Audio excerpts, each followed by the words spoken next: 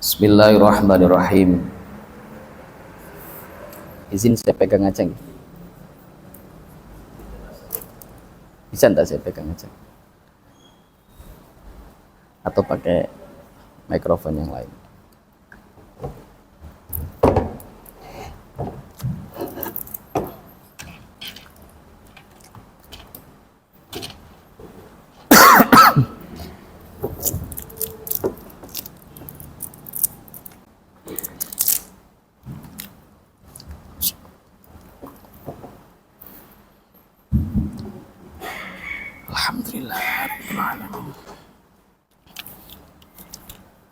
Bismillahirrahmanirrahim.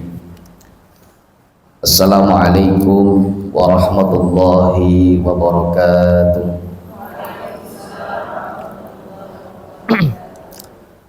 Alhamdulillah, alhamdulillahi rabbil alamin, wa bihi nasta'in ala umuri dunya waddin.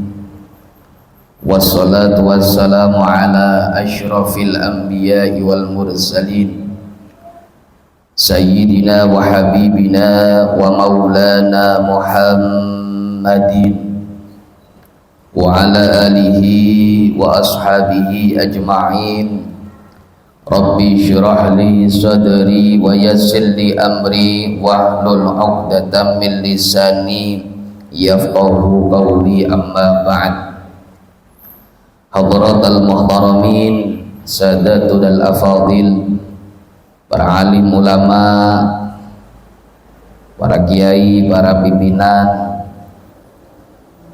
Pondok Pesantren Tahfidz Khairun Nas Madiun yang kami hormati seluruh dewan asatidz dan juga ustadzat Pondok Pesantren Tahfidzul Quran Khairun Nas Madiun, yang kami hormati dan yang kami muliakan para wali santri dari Pondok Pesantren Tahfidzul Quran Khairun Nas Madiun, para santriwan dan santriwati yang semuanya insya Allah dimuliakan oleh Allah Subhanahu wa ta'ala.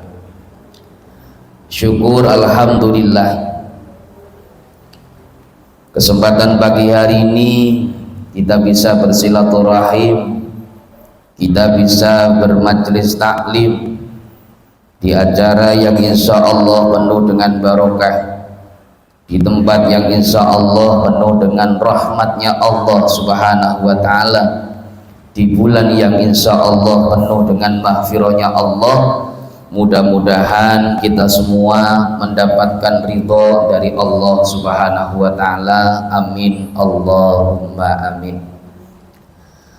Salawat serta salam mudah-mudahan selalu kita istiqomahkan kepada baginda Nabi Muhammad Rasulullah sallallahu alaihi wasallam, dengan selalu mengucapkan Allahumma sholli wa sallim ala sayyidina Muhammad wa ala ali sayyidina Muhammad.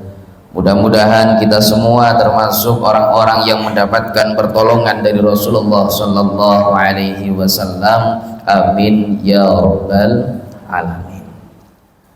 Para hadirin hadirat yang dimuliakan oleh Allah Subhanahu wa ta'ala, salah satu nikmat terbesar yang panjenengan rasakan khususnya pada kesempatan kali ini adalah mendapatkan putra putri yang mau mukim dan mengaji di pondok pesantren. Salah satu investasi terbesar dari panjenengan untuk kehidupan akhirat tidak lain adalah putra putri panjenengan purun mondok tengene pondok pesantren, khususnya dalam menghadapi berbagai macam kecanggihan teknologi, kemajuan zaman dan lain sebagainya, niki salah satu benteng terbaik adalah pondok pesantren Bapak Ibu. Corok misalkan panjenengan nyuwun sewu, anak-anak niku mboten purun teng kene pondok pesantren, kehidupan kita semua akan menjadi resah. Nanti kalau misalkan saya sudah tua misalkan, siapa yang akan meneruskan estafet perjuangan? Kalau misalkan nanti saya sudah ada di alam barzah, siapa yang akan mengirimi doa? Karena salah satu investasi terbaik adalah anak soleh yang selalu mendoakan kedua orang tua. Saya cerita seperti ini karena saya pernah berada di dua posisi. Yang pertama, saya pernah menjadi santri. Alhamdulillah saya santri tidak lama Bapak Ibu.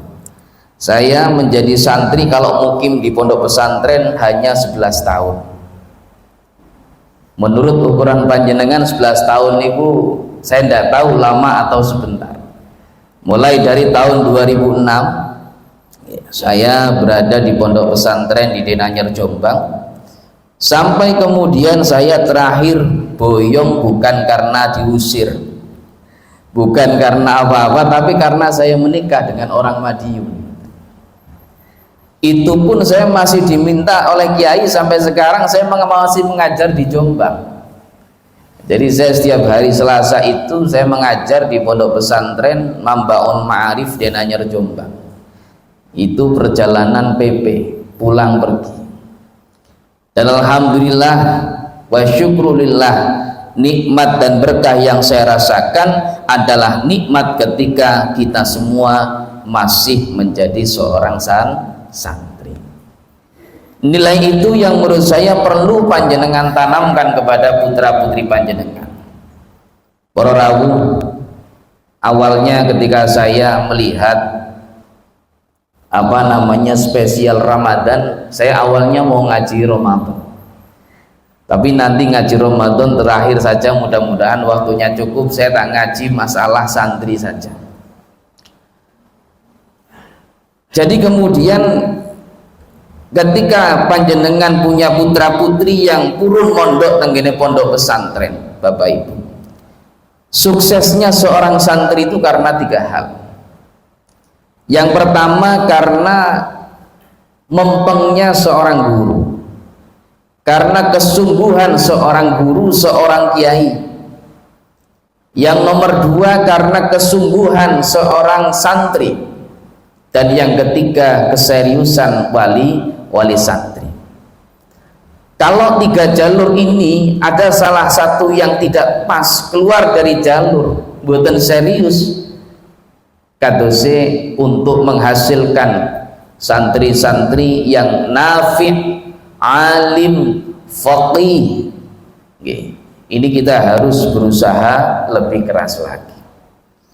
Yang pertama, menjadi seorang guru, para asatid, menjadi seorang pemimpin di pondok pesantren. Ini tidak hanya mentransfer ilmu, selesai mengajarkan ngaji, sudah selesai, tidak ada tanggungan yang lain. Karena nyuwun sewu para wali santri, guru dengan ustadz yang ada di pondok pesantren itu boten sami. Kiai dengan guru itu beda. Dalam arti kiai yang ngopeni santri, yang menjadi murabbi seorang pentarbiyah. Mungkin kalau seorang guru, mereka lebih senang menjadi profesi seorang guru. Tapi seorang murabbi, seorang kiai tidak hanya profesi Bapak Ibu. Dia tidak hanya mengajarkan apa yang dia sampaikan lewat materi-materi yang ada di kitab, tapi dia juga punya tanggungan bahwa ketika apa yang dia sampaikan, hikmah-hikmah, nasihat yang dia sampaikan tidak sesuai dengan perilakunya, ancamannya lebih besar. Kabura maqtan indallah an taqulu ma la taf'alu. Orang yang paling dibenci oleh Allah Subhanahu wa taala adalah orang yang menyampaikan pesan, menyampaikan nasihat, tetapi dia tidak bisa untuk mengamalkan nasihat tersebut.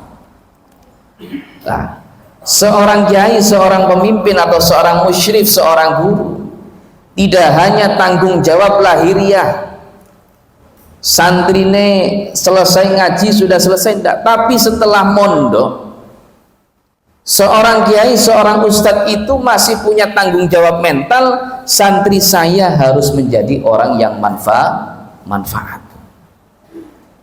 Santri saya harus menjadi santri yang barokah. Ketika turun di masyarakat, dia bisa membimbing masyarakat, dia bisa menjadi seorang leader, dia bisa menjadi seorang yang mengajarkan ilmu agama, menjadi contoh suri tauladan dan lain sebagainya. Kira-kira di zaman saat ini gampang nopo susah? Gampang nopo susah? Kadang-kadang saya seperti ini, Pak. Ketika saya forum wali santri, ini kan mau liburan, guys. Bentar lagi liburan, guys. Bapak Ibu, insya Allah besok anak-anak panjenengan sudah jenengan bawa pulang ke rumah. Sekarang kita tukar tanggung jawab. Panjenengan nanti di rumah menjadi seorang kiai. Saya ketika di pondok, anak tidak sholat saya takzir. Panjenengan di rumah, anak nggak sholat, bisa nggak jenengan takzir? Wah. Saya di pondok dengan para asatid, anak nggak ngaji saya takzir. Anak nggak ngaji kita kasih peringatan, kita kasih nasihat. Ketika nanti di rumah, Bapak Ibu wali santri kira-kira siap nopo mboten? Jawabannya enggak siap semuanya. Semuanya tidak siap. Bapak Ibu yang dirahmati oleh Allah Subhanahu wa taala, itulah bedanya seorang guru yang mungkin di madrasah, di sekolah dengan guru yang ada di pesantren. Jenengan tanyakan ke para asatid ini, anak panjenengan boten sholat diobrai, ini lantai berapa, Pak? Anak-anak di lantai berapa tidurnya? Lantai 2, ada yang lantai 1, masjidnya lantai 2. Kalau di tempat saya lantai 4, Pak. Anak tidur di lantai 3, dia sudah dibangunkan pindah ke lantai 4. Saya masuk ke lantai 4, pindah ke lantai 2, lantai 2 pindah ke lantai 1. Ngoten niku tiyang sepah, wali santri pengennya pokoknya anak saya harus pinter, anak saya harus alim, ahli ibadah dan lain sebagainya. Tapi ketika dia pulang di rumah, kita nggak bisa tukar tanggung jawab. Gitu. Kita tidak bisa tukar tanggung jawab. Maka dari itu Bapak Ibu yang dirahmati oleh Allah, menjadi seorang guru, menjadi seorang kiai, menjadi seorang murabbi, paling tidak harus punya 2 jalur ilmu. Yang pertama namanya ilmu dirasah, yang kedua adalah ilmu wirathah. 2 ilmu ini harus dikuasai oleh seorang guru. 1 ilmu dirasah, ngajarkan kitab, Bu. Kompetensi guru ditingkatkan. Tidak hanya alumni pesantren, dia juga paling tidak sudah S1, sudah S1 selesai S2, selesai S2 S3. Kadang-kadang sekarang jarang santri yang pengen S3, langsung S3 pengen. Jadi bukan S3 tapi S3. Syukur para asatid dan ustadzat semuanya ini mudah-mudahan terus meningkatkan kualifikasinya. Yang sudah S1 mudah-mudahan lanjut magister, yang sudah magister bisa lanjut ke doktor, yang doktor insya Allah lanjut ke profesor. Amin Allahumma amin. Saya itu katanya saya doktor, tapi jenengan lihat saya kayaknya nggak pantas saya menjadi doktor. Second nomen bahasanya. Okay. Saya itu bisa kuliah seperti ini karena 2 orang. 1 orang tua saya, 2 karena kiai saya. Kenapa saya bilang seperti itu Bapak Ibu? Perjalanan yang sekarang saya dapatkan, saya yakin itu adalah untaian doa dari kedua orang tua saya. Perjalanan yang sekarang saya dapatkan tidak lain adalah untaian doa dari kiai-kiai saya. Apa buktinya Bapak Ibu? Setiap kali Saya mau menghadapi ujian mulai dari saya MTS sampai saya S3. Saya merasakan orang tua saya pasti ngebel. Kapan ujian? Tanggal sekian. Orang tua pasti bilang pokoknya kalau mendekati ujian tolong WA, ngabari. Apa yang dilakukan oleh orang tua saya Bapak Ibu? Beliau setelah maghrib itu tidak keluar kamar. Sampai keluar kamar itu jam 2, jam 3 malam. Apa yang dilakukan? Khatmil Quran. Khatmil Quran. Dan itu yang kemudian jadi pelajaran bagi saya. Ketika nanti saya punya anak, dia sudah mondok, dia sudah sekolah, bisa ndak saya melakukan amaliyah seperti yang dilakukan oleh orang tua saya? Panjenengan siap napa mboten nek misalkan ngoten niku? Jangan-jangan wong hatam Quran 1 juz saja kadang-kadang boten. Ini yang kemudian saya menjadi apa ya, motivasi terbaik saya ketika saya sekarang menjadi orang tua. Bagaimana caranya saya tidak jauh dari ayah saya. Nyuwun sewu, nyuwun sewu. Ayah saya hanya S1, ibu saya hanya selesai MTS. Tapi beliau semua bisa mencetak kader sampai S3 seperti saya. Pertanyaannya, apakah saya bisa mencetak kader lebih baik daripada saya? Kalau misalkan saya S3, minimal anak saya kalau pengen lebih baik berarti anak saya harus profesor secara tingkat akademik. Orang tua saya sudah, menurut saya sudah sangat berhasil dengan tolak ukur saya, menurut saya. Yang kedua Bapak Ibu, kiai saya itu ahli zikir, kiai saya itu ahli wirid. Di mana beliau berada saya menyaksikan bahwa bahwa kiai saya pasti memegang tasbih, zikir. Sampai ketika beliau olahraga pun beliau masih memegang tasbih, baca sholawat, baca zikir. Ini yang sulit dipraktekkan oleh para asatidz dan juga kiai sekarang. Tasbihnya kalah sama ini soalnya. Tasbihnya kalah sama ini. Salah satu bukti Bapak Ibu, salah satu bukti yang saya rasakan ya, ketika saya diutus oleh kiai saya, Miftah, mobilku resiono, mobilku bersihkan, karena saya itu abdi dalam Pak, saya khotim, saya khotam, saya adalah sing derek ya kiai. Jadi tugas saya niku ketika saya sampai S1 S2 pun saya masih nyapu rumahnya kiai, damelaken kopi, damelaken teh bersih dalam kiai, nganteraken masak, blonjo dan lain sebagainya. Kiai saya dawuh, awakmu nek ngresiki mobilku karo ndonga muga-muga Gusti Allah maringi awakmu iso tuku mobil. Dosa estu. Dawuh ngoten niku karena disampaikan tengene pondok pesantren. Nah, ini pentingnya.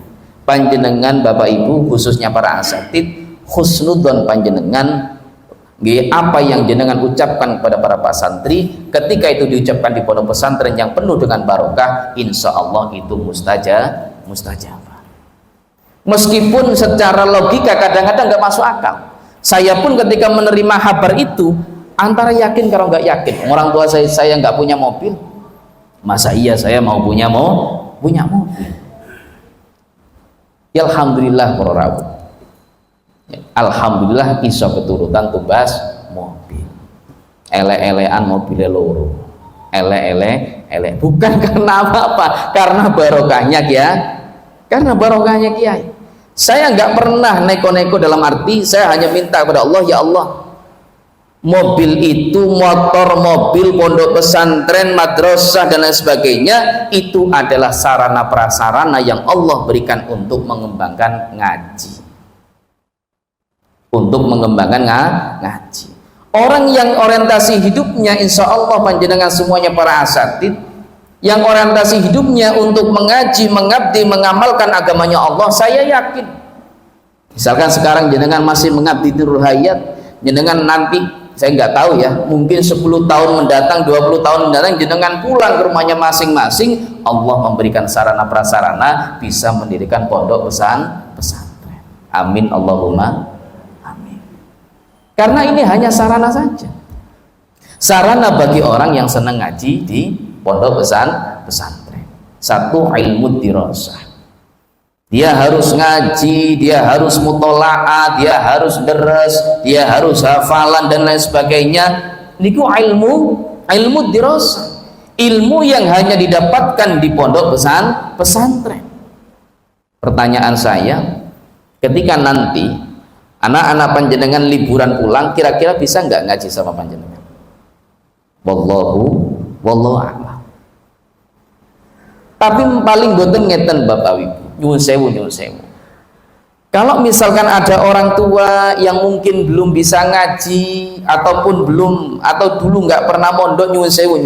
Paling boten jenengan ketika anak-anak pulang jenengan tanyakan, "Le, Ibu pengen lihat kitabmu itu seperti apa sih?" Ayahnya juga seperti itu. "Nak, Bapak iki pengen ngrungu sampean ngaji iki koyo piye?" Loh, saya ketika pulang dari pondok pesantren itu, ayah itu pasti bilang, abah itu pasti bilang, "Kuwi nek misalkan mulai songo pondok, kitabmu gawon mulai." Kitabnya dibawa pulang. Ini resikonya punya orang tua pernah mondok ngeten. Ayah saya 9 tahun di Lirboyo. 3 tahun di Lebak Siu, 3 tahun di Babakan Ciwaringin, semuanya pondok pesantren. Ketika saya pulang, saya harus bawa kitab, disuruh baca. Kalau misalkan kitabnya bersih, orang tua saya tanya, "Ini kitabnya gak ada maknanya, kenapa?" "Insya Allah saya bisa." Ya ditanyakan, "Ini maknanya apa?" Ini resiko punya orang tua yang pernah mondok. Tapi dengan itu saya sekarang terniang-niang, kalau dulu orang tua saya tidak melakukan seperti itu, mungkin saya tidak akan bisa sampai seperti ini. Alhamdulillah sedikit-sedikit bisa membaca kitab. Itu namanya ilmu dirasah. Coba dicek kitabnya seperti apa, maknanya bagaimana, tulisannya bagaimana. Dengan panjenengan perhatian seperti itu, fa insyaallah anak merasa dihargai ketika sudah ngaji di pondok pesantren. Maknanya bagus, tulisannya bagus, jangan apresiasi, Bu. "Oh, maknamu bagus. Nanti malam tak belikan pecel lele." Apresiasi tulisannya bagus. Itu yang dilakukan orang tua saya. Bukan membelikan hal-hal yang mahal-mahal, boten. Saya mengalami sendiri orang tua saya itu kalau misalkan saya punya prestasi dikit, entah itu khatam kitab apa, beliau sering membelikan saya makanan kesukaan saya, pecel lele sama nasi goreng. Dengan itu saja saya sudah senang menjadi seorang anak, bahwa ketika saya di pondok pesantren, orang tua memberikan apresiasi. Niku ilmu dirasah. Yang kedua ada yang namanya ilmul wirafah. Ilmul wirafah ini adalah ilmu yang diberikan oleh seorang guru, ilmu yang diberikan oleh orang tua bukan karena mengaji, tapi karena muasyarah, karena pergaulan sehari-hari dengan gurunya, dengan kiainya, dengan orang tua. Misalkan di pondok pesantren, Bu, ilmul wirasah, ustadznya tegas, kiainya juga tegas. Setiap kali sholat diajak sholat, siang diajarkan sholat duha, diajarkan ba'diyah qobliyah, diajarkan dzikir, diajarkan wirid, diajarkan baca Quran terus, seolah-olah santri ketika bareng sama kiai waktunya dihabiskan untuk ibadah. Jadi ilmu dirasah, ilmu wirafah hanya ada di pondok pesantren. Apa yang dilihat oleh seorang santri? Duhur, lihat para asatidnya ngaji, kiainya sholat jamaah. Asar, maghrib, isya seperti itu. Nanti ba'da maghrib ngaji Quran, ba'da isya misalkan ngaji kitab, subuh deres, siang sholat duha, nanti ada zikir dan lain sebagainya. Semuanya dalam perjalanan menghabiskan waktu sehari-hari, santri selalu berkomunikasi dekat dengan kiai, dekat dengan ustadz. Niku namanya ilmu wirafah. Nah, ketika kita ingin mempraktekkan ilmu wirathah, inilah pentingnya seorang guru, seorang kiai harus menjadi uswatun hasanah. Nyuwun sewu, anak sekarang itu paling pinter itu melihat apa yang dia lihat, menangkap ilmu dari apa yang dia lihat. Menangkap ilmu dari apa yang dia lihat. Dia melihat sosok seorang guru, sosok seorang ustadz setiap hari pakai sarung, setiap hari pakai kopiah, setiap hari pakaiannya rapi, Bu. Itu akan menjadi pelajaran yang namanya ilmu wirathah. Tapi kalau misalkan nyuwun sewu, insyaallah tidak ada di sini.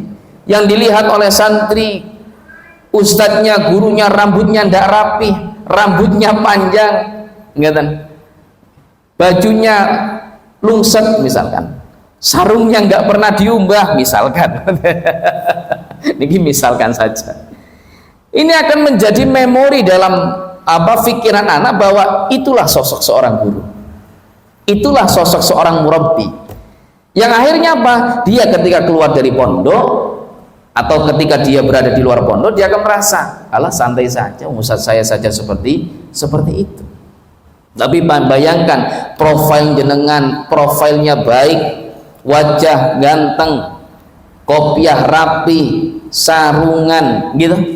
Ini akan menjadi materi yang luar biasa, ilmu yang tidak didapatkan dari ngaji, tapi ilmu yang didapatkan dari pergaulan antara santri dengan guru.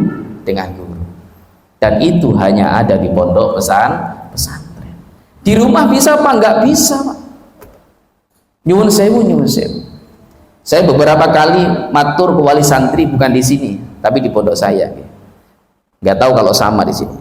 Saya bilang ke wali santri, Bapak Ibu, anak-anak panjenengan di sini ini setiap hari diajarkan untuk memakai sarung, tidak boleh memakai celana pensil, tidak boleh memakai celana pendek.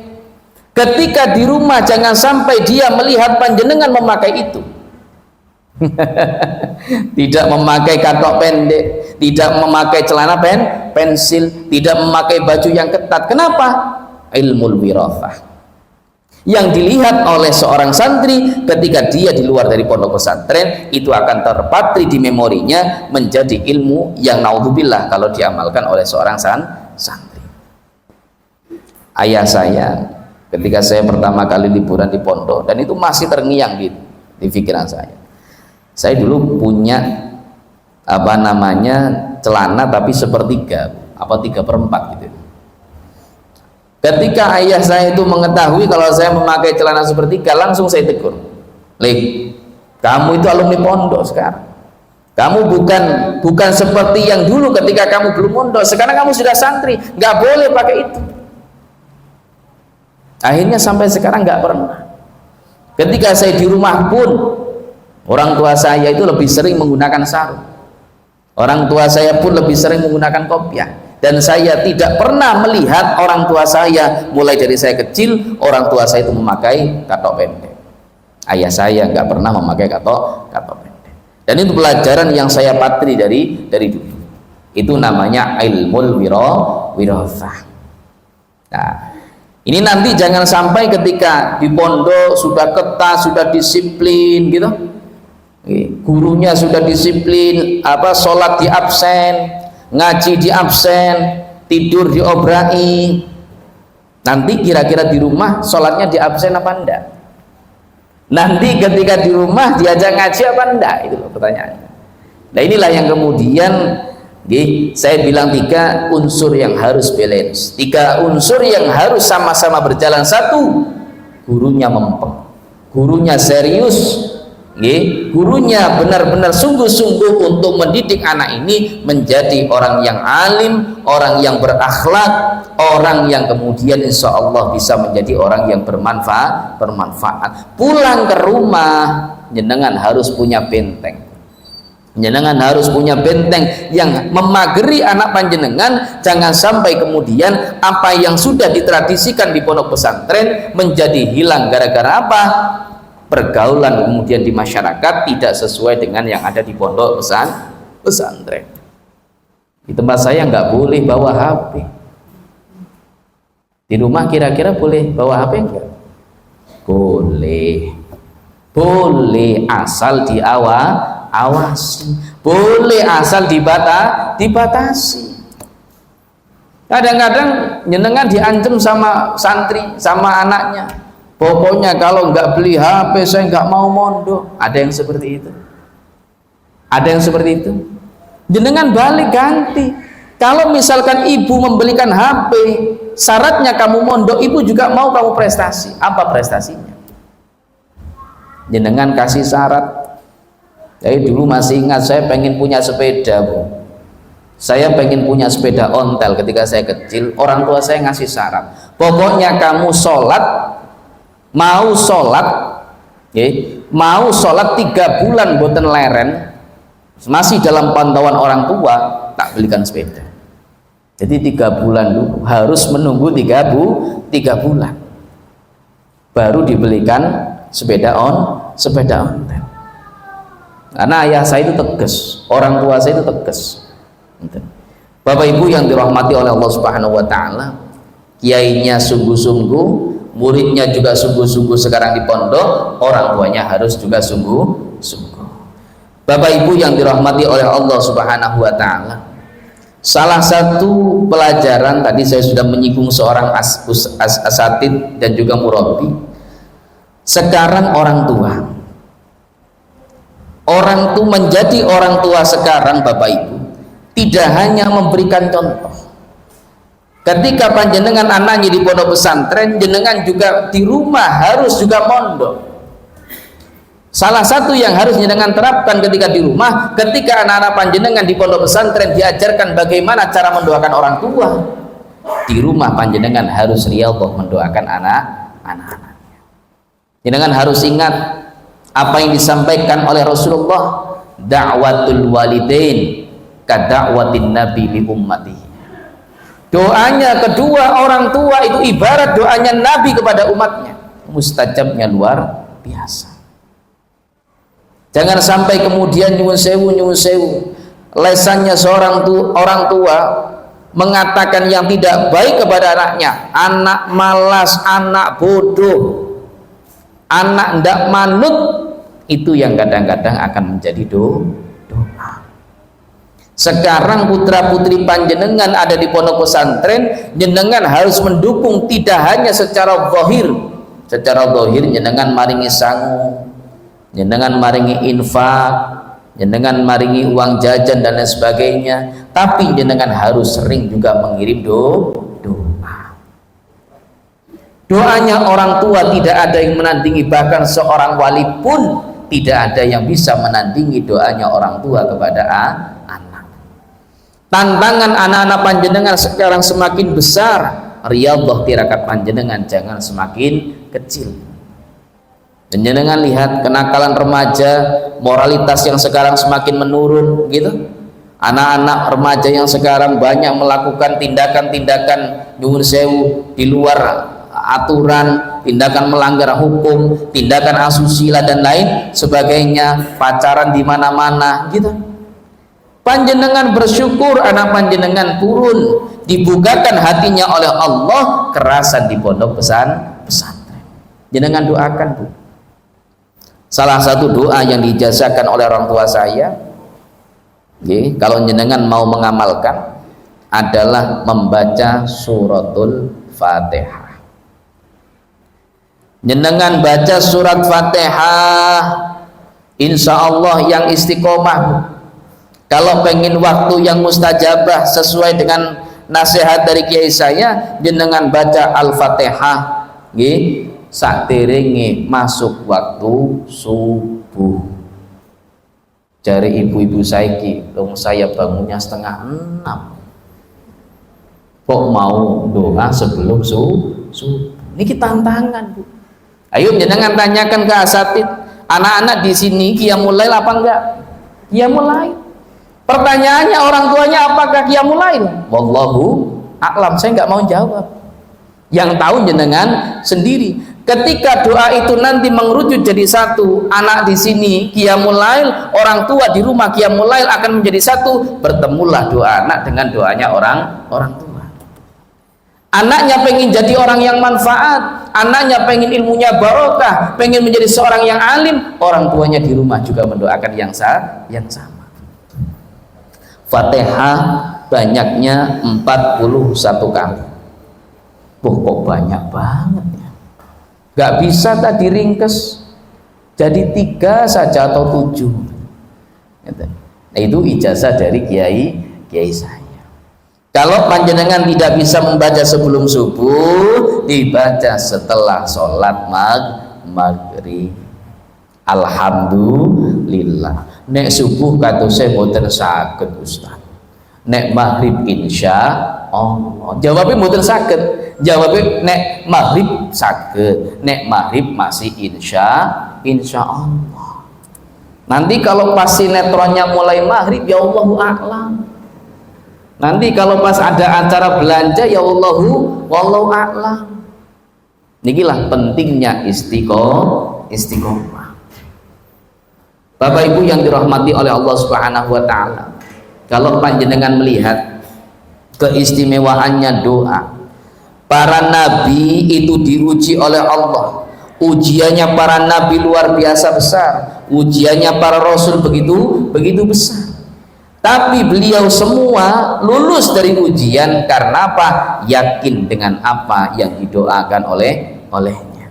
Khususnya di bulan suci Ramadan, Bapak Ibu, doa yang mustajab insya Allah adalah doa di bulan Ramadan. Jenengan harus yakin bahwa doa yang panjenengan panjatkan di bulan suci Ramadan semua akan dijabah oleh Allah. Semua akan dijawab oleh Allah. Jenengan kalau mendoakan anak-anak itu jangan yang jangan yang sedikit-sedikit, yang banyak, Bu. Ya Allah, jadikan anak saya anak yang barokah, jadikan anak saya anak yang manfaat, jadikan anak saya doktor, profesor, kiai dan lain sebagainya. Ini saya. Ini cerita dari kiai saya. Orang tua kiai saya itu petani biasa. Ayah ibunya juga petani biasa. Tapi apa kata kiai saya bisa sukses sampai seperti ini. Beliau bisa sampai S2, beliau bisa punya pondok pesantren, beliau bisa lulus, dan beliau menjadi santri kesayangan dari kiainya, tidak lain karena barokah doa dari orang tua. Kata kiai saya, orang tua saya itu rajin sholat malam, rajin qiyamul lail. Lah saniki jenengan mumpung di bulan suci Ramadan, saya yakin itu pasti melek bengi. Nek ora melek bengi ora sahur, nek ora sahur keluwen, gitu. Mumpung panjenengan ini bangun sahur, sempatkan 2 rakaat, 4 rakaat, angkat kedua tangan, doakan anak-anak jenengan yang ada di pesantren. Karena kebutuhan anak sekarang tidak hanya secara zahir, tapi batinnya harus diisi. Meskipun jarak panjenengan jauh dengan anak-anak panjenengan, tapi doa itu tidak ada batas. Kalau jisim kita, badan kita ini punya jarak antara kita dengan anak. Tapi kalau batiniah antara orang tua dengan anak itu tidak ada batas. Makanya perlunya kita mendoakan kedua orang tua. Bapak Ibu yang dirahmati oleh Allah. Jadi saya perlu menyampaikan juga bahwa ada cara agar doa itu lebih mustajab. Yang menyampaikan bukan saya. Yang menyampaikan adalah Imam Ghazali. Syekh Abdul Qadir juga menyampaikan seperti itu. Ini cara doa. Kalau ada yang berbeda monggo.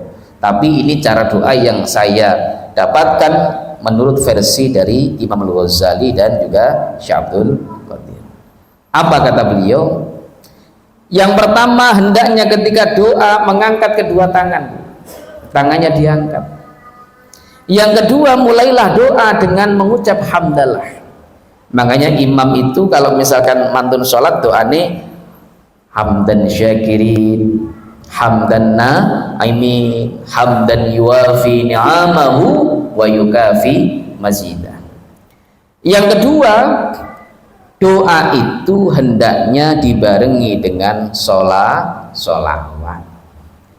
Makanya imam juga ketika setelah hamdan syakirin sholawat, Allahumma sholli ala sayyidina Muhammad wa ala ali sayyidina Muhammad sholatan tunjina biha, dan lain sebagainya.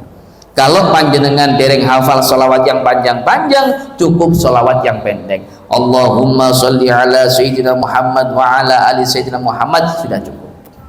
Yang ketiga, doa itu lebih diijabah oleh Allah kalau misalkan dalam doa itu ada pujian-pujian kepada Allah, atau dalam bahasa Syaikhul Qadir mengatakan dengan asma Allah. Bisa jenengan menyampaikan dengan asmaul husna, ya Allah, ya Rahman, ya Rahim, ya Fattah, ya Alim, dan lain sebagainya.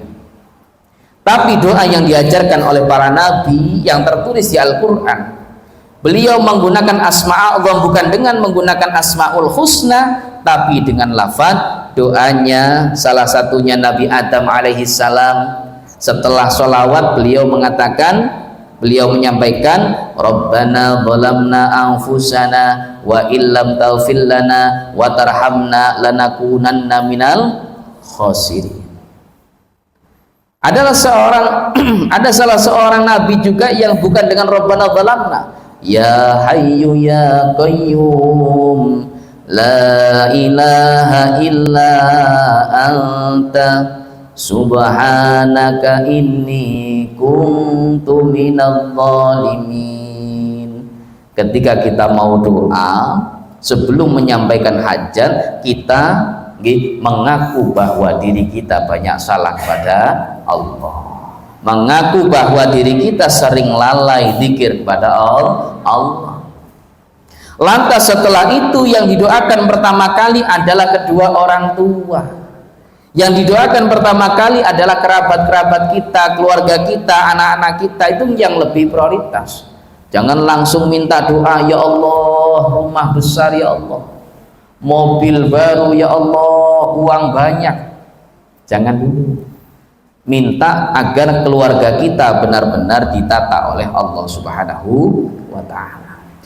Setelah itu biasanya doa itu kemudian ditutup dengan doa sabu jagat, Rabbana atina fid dunya hasanah wa fil akhirati hasanah wa qina adzabannar. Ditutup sholawat lagi, wa sallallahu ala sayyidina Muhammad wa ala ali sayyidina Muhammad walhamdulillahi rabbil alamin. Al-Fatihah.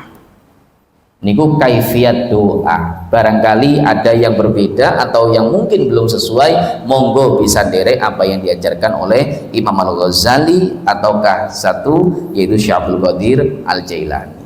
Kata Rasulullah, la yuraddu da'wah illa bis-shalah.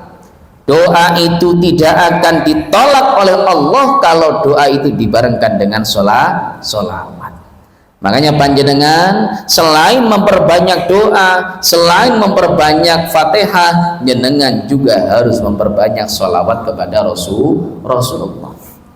Sholawatnya nggak usah yang panjang-panjang, sholawatnya nggak usah yang banyak-banyak, nggak masalah, cukup sholawat yang pendek-pendek. Sallallahu ala Muhammad, sallallahu ala Muhammad, sallallahu ala Muhammad, sallallahu ala Muhammad.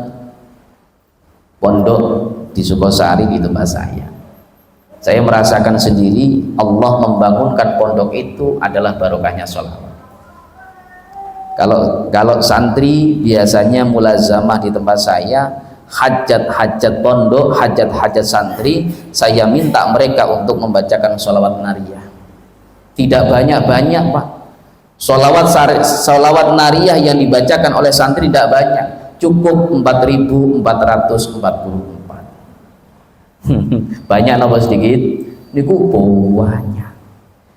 Tapi dibagi satu majlis, dibagi santri yang hadir. Kalau santrinya 100 ya tinggal bagi berapa, dibagi rata seperti itu. Sholawat nariyah itu yang memang diijazahkan oleh kita. Dan saya memang merasakan, dan saya sudah bilang ke santri bahwa saya benar-benar merasakan bahwa pondok ini dibangunkan oleh Allah, bukan oleh saya. Pondok ini dibangunkan oleh Allah salah satunya karena barokah sholawat.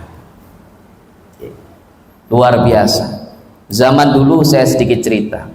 Ada seorang sahabat namanya Sufyan Ats-Tsauri. Pernah dengar, Bu? Pernah kenal, Bu? Pak Sufyan Ats-Tsauri, tahu Pak Sufyan? Orang RT mana kira-kira?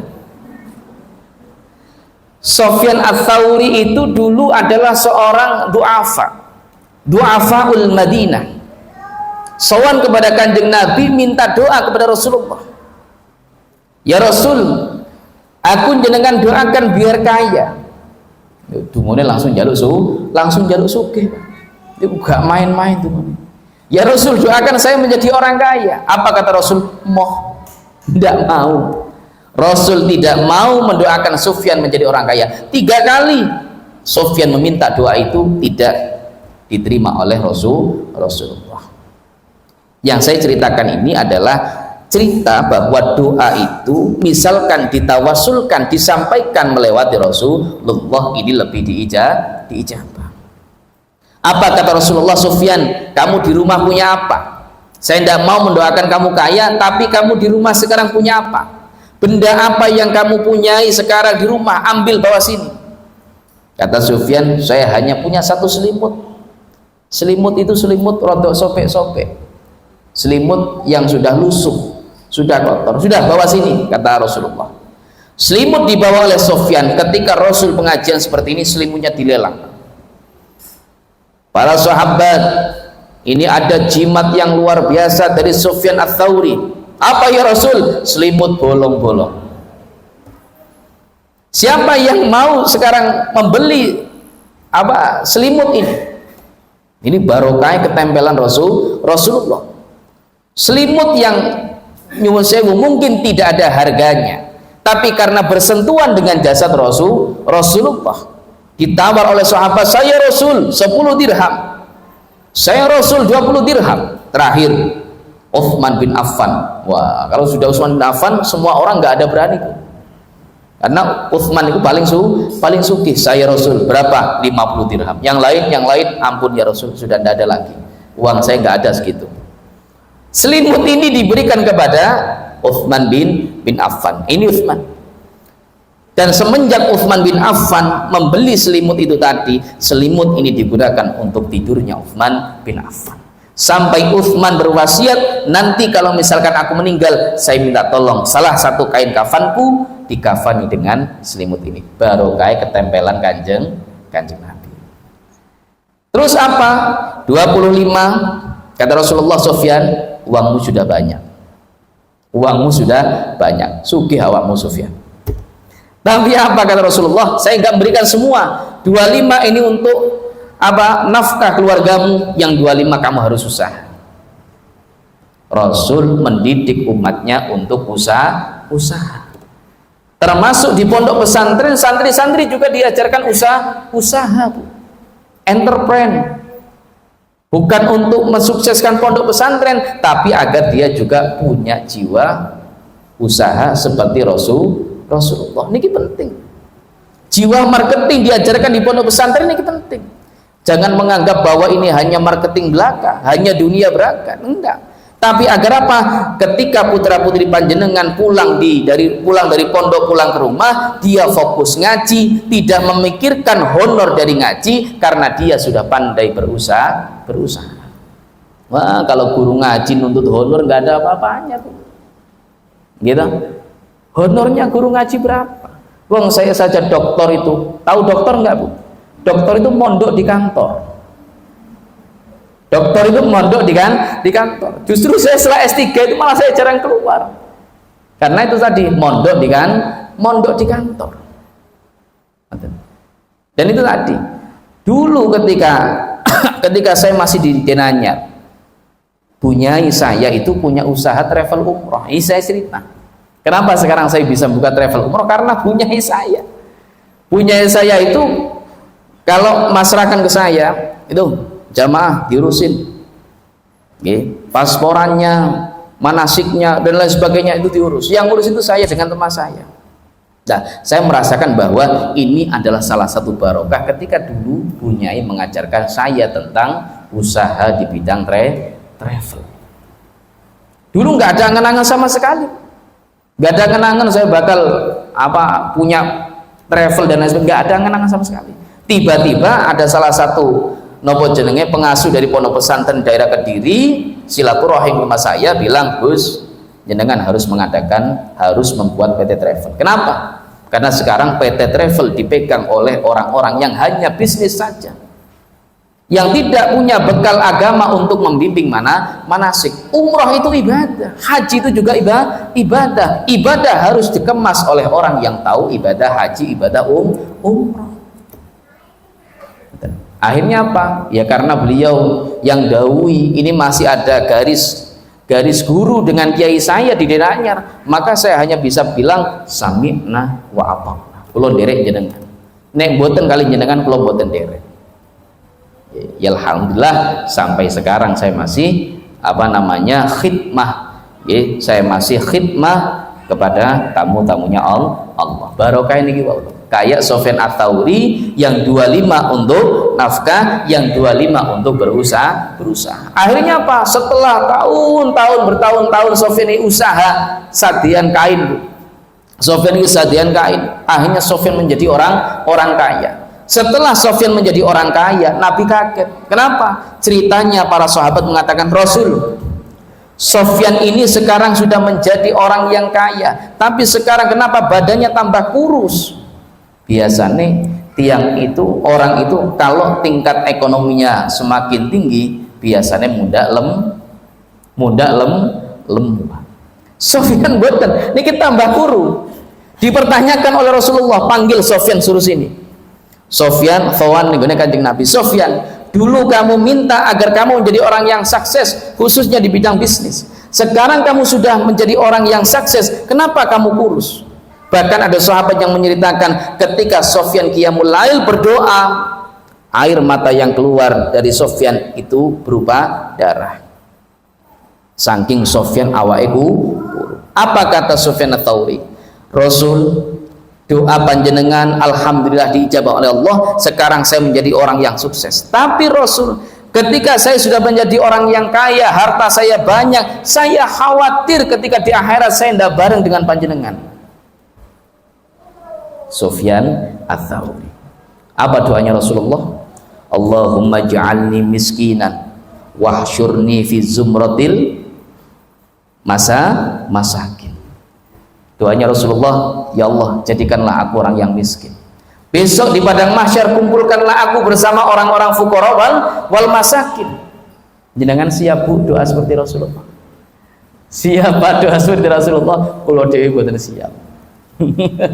Tapi Sofyan khawatir ketika nanti dia meninggal, dia tidak bareng bersama Rasulullah. Apa kata Rasul? Ya sudah, seperti ini Sofyan, harta benda kamu sekarang ini saya tawarkan, harta benda kamu kalau kamu mau jariahkan ke agamanya Allah, jariahkan ke umat, jariahkan ke negara untuk perjuangan para sahabat mengembangkan agama Islam. Akhirnya apa? Kekayaan Sofyan Ats-Tsauri semuanya tidak dibuat untuk warisan. Biasa nenek wong sugih kabeh niku diwariske. Lali ora gelem wakaf, lali ora gelem jariyah. Sofyan boten. Bahkan sebagian besar kekayaan dari Sofyan Ats-Tsauri ini dibuat wakaf untuk agamanya Allah. Niki lho, barokah tiyang niku nek ndonga ketempelan karo Kanjeng Nabi. Panjenengan ketika doa panjenengan sundul langit, doanya jenengan banyak, hajatnya panjenengan banyak, jangan lupa sholawat. Bapak Ibu yang dirahmati oleh Allah Subhanahu wa taala, di santri-santri di pondok itu juga diajarkan sholawat. Saya yakin di sini juga disuruh ngafalkan sholawat, gitu Ustaz. Naria hafal, munjiat hafal, tibil qulub hafal, asyril hafal, banyak sholawat-sholawat yang sudah dihafalkan oleh putra-putri panjenengan. Dan jenengan bangga Bapak Ibu, di sini ada rutinan sholawat Ustaz, setiap malam Jumat atau Jumat malam. Niki saya kasih bocoran. Anak panjenengan baca sholawat, barang siapa yang membaca sholawat, Allah menjadikan, Allah menciptakan malaikat namanya kiraman katibin. Malaikat ini tugasnya menjaga makam Rasul. Di mana? Makamnya Rasul di Raudhah di Madinah. Tugasnya malaikat kiraman katibin mencatat orang yang sholawat kepada Rasulullah. Sholawat ini disampaikan oleh malaikat kiraman katibin, ya Rasul, ada umatmu yang membaca sholawat namanya Fulan bin Fulan. Ono bine, Pak. Jenenge panjenengan katut disampaikan dengan Kanjeng Nabi barokah putra putri panjenengan mojo sholawat. Lana putra putri panjenengan saniki saben dinten Jumat niki mojo sholawat, panjenengan yo paling boten kedah rutin mojo sholawat. Tapi boten usah ngadano banjarian kados teng mriki. Okay. Cukup jenengan istiqomah sholawat. Sallallahu ala Muhammad, sallallahu ala Muhammad, sallallahu ala Muhammad, sallallahu ala Muhammad. Ini namanya sholawat Jibril. Karena dulu sholawat ini menjadi mahar pernikahan antara Nabi Adam dengan Siti Hawa. Manjurnya luar biasa, apalagi kalau dibaca nggih paling boten sehari 1000 lho akeh meneh. Fatihah wae dereng saged maca sholawat ping 1000. Saya itu diijazai sama abah saya, Le. Kamu teh ijazah itu ngono apa bah sholawat? Batin saya sholawat gampang. Sholawatnya napa? Sallallahu Muhammad. Oh, enteng. Ping pinten, Mbah? Aku mbiyen oleh ijazah sangka Yai Mahrus Ali Lirboyo. Iku ping 10.000. Aku langsung batin tek, ya Allah. 10.000. Nggih kula tampi ijazah panjenengan, tapi wallahu alam nglakonine kapan. Tapi alhamdulillah saya merasakan barokahnya sholawat nawa jenengan naria, sholawat Jibril dan sebagainya yang dimulazamakan oleh anak-anak santri dan sebagainya. Fa insyaallah semuanya mendapatkan naungan doa dari Rasulullah sallallahu alaihi wasallam. Bapak Ibu yang dirahmati oleh Allah Subhanahu wa taala, saya masih punya waktu kira-kira 9-10 menit. Saya tak matur sebentar terkait dengan bulan suci Ramadan. Insya Allah ini sudah masuk Ramadan keberapa? 21. Kata Rasulullah, taharrau Lailatul Qadri fil ashril awakhir min syahri Ramadan. Carilah malam Lailatul Qadar. Soale malam Lailatul Qadar niku mustajab doanya luar biasa.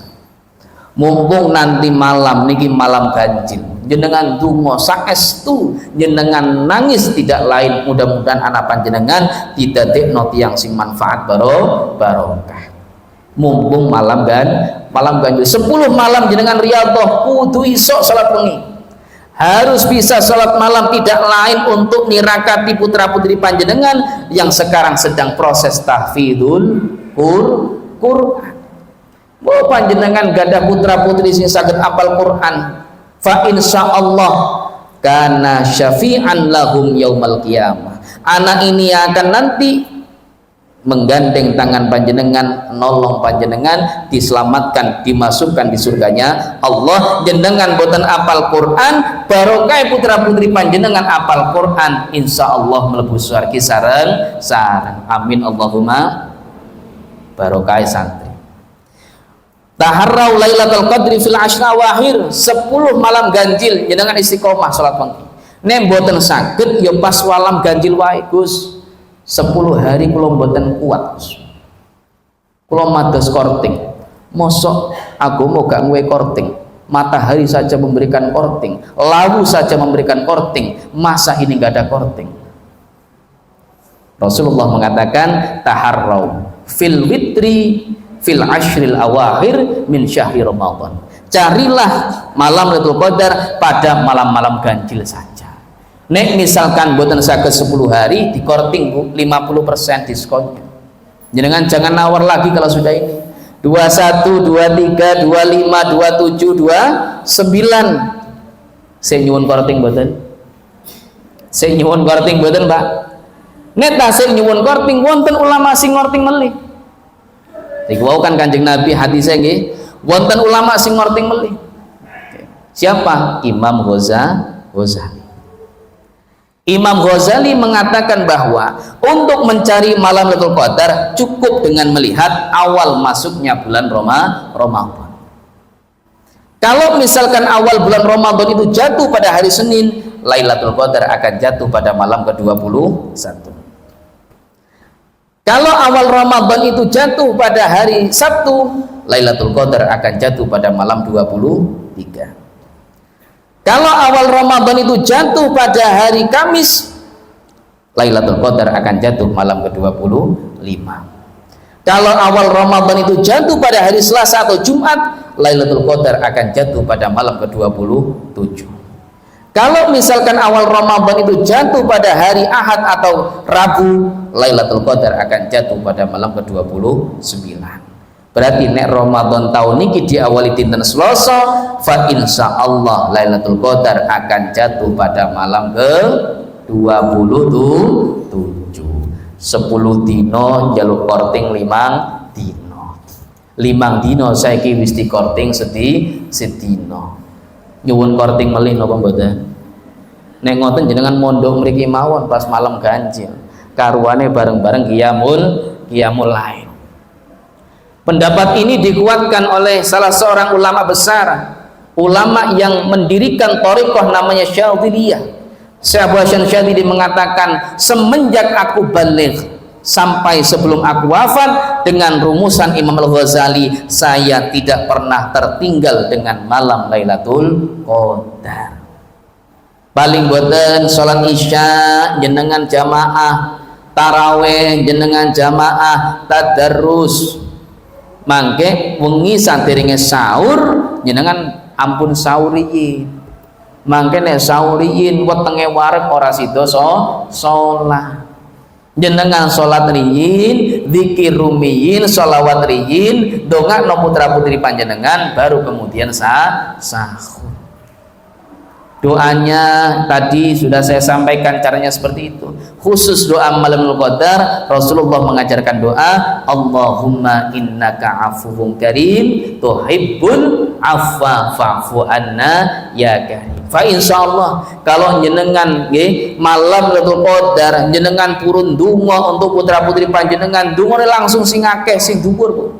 Ya Allah, jenengan sepunten sedaya dosa-dosa keluarga, jenengan paringi barokah manfaat, khususnya putra-putri saya yang sekarang sedang mondok di pondok pesantren Tahfidz Khairun Nas. Jenengan jadikan orang-orang yang manfaat, jenengan jadikan orang-orang yang jenengan amanai Al-Quran, jenengan titipkan Al-Quran dalam hatinya, fa insyaallah Al-Quran ini akan menjadi syafaat bagi dirinya dan juga keluarganya. Tidak lupa juga jenengan doakan pesantrennya, jenengan doakan asatidnya. Ya, tidak hanya putrane jenengan tok, ustaz-ustaz ya didonga, oh ya Allah, ustaz-ustaz pondok sing dereng rabi ya Allah, jenengan temukan dengan jodohnya, barangkali. Gitu. Doakan gurunya juga. Oke, insyaallah. Karena apa? Termasuk dalam sebuah makalah mengatakan najahut tullab nahwa rabitatihim bil masyayikh.